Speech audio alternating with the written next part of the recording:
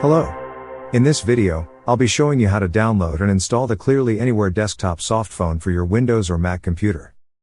First, click the link in the description of this video.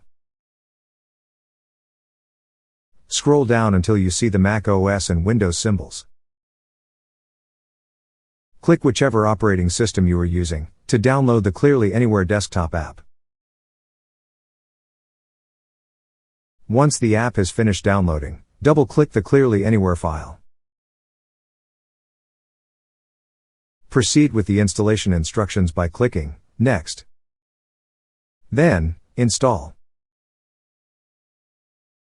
Your installation might be interrupted by an administrator pop-up asking if you want to allow this app to make changes to your device. Select Yes.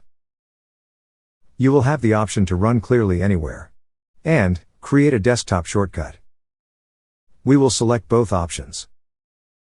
Now select Finish. The first time you use Clearly Anywhere, you will need to input your phone credentials. Your username should be your phone's extension. You should have received your password and domain from the phone system administrators. Click Sign In. You are now ready to use your Clearly Anywhere desktop app.